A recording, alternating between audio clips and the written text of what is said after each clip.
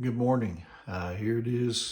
This is, of course, Thursday. We're on the downhill slide of this week toward Friday and the weekend.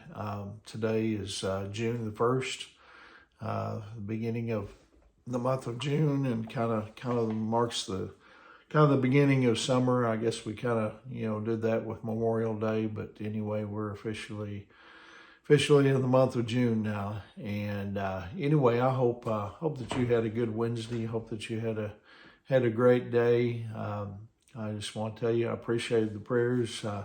They worked. I had a good service for my Uncle Bill yesterday afternoon. And anyway, continue to pray for his family, my aunt, and the rest of the family. But it was good to see a lot of family yesterday, and that's always a good thing. And anyway, I just want to share with you before I do the devotional that today will be the last day until probably around the 15th. We're leaving on vacation today, and anyway, I won't probably have access. And so anyway, we'll take a break, but I'll be back hopefully refreshed and ready to share with you maybe some things, from our vacation. But anyway, whatever God lays upon my heart, that's kind of what I do.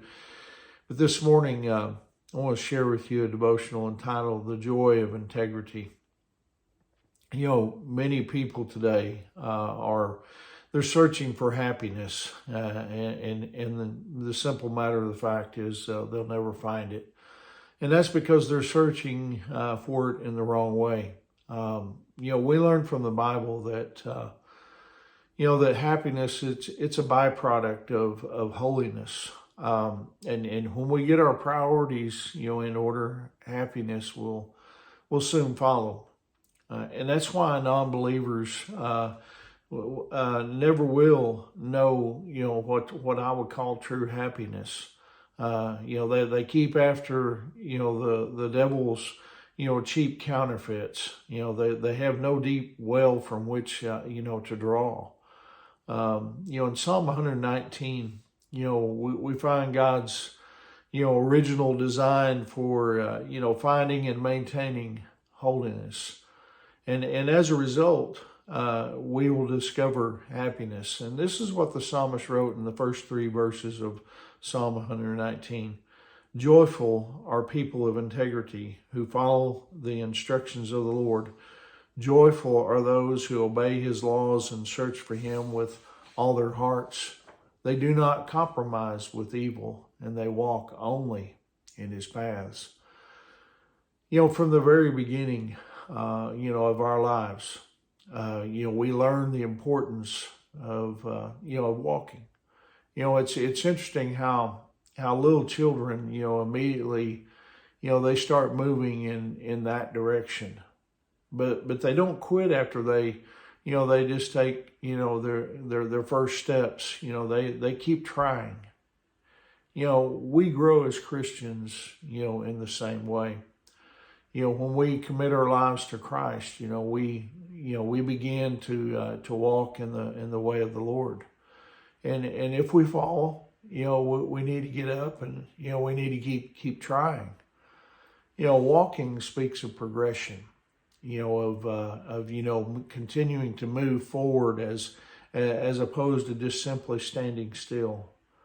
And if we want to be truly happy and holy people, you see, then we should not only avoid what is wrong, but also actively engage in what is right.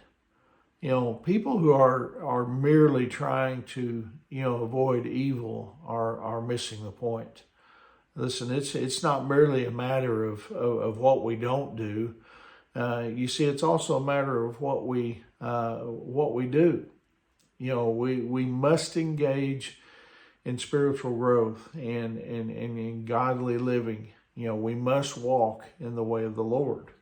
And when we, one of those ways we walk in the way of the Lord is we continue to, read God's word. We continue to pray every day, have that time where, we spend alone with God and allow Him to speak to us through His Word, and also, through that still small voice when we just listen. That's sometimes, and that's my own downfall is I don't listen.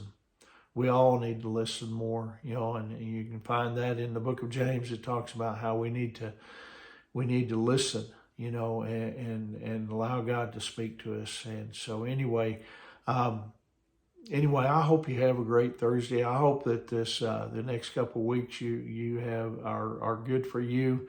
We're looking forward to our vacation time of, rest and refreshing. And we'll be thinking about you. And remember, we love you guys. I'm praying for you.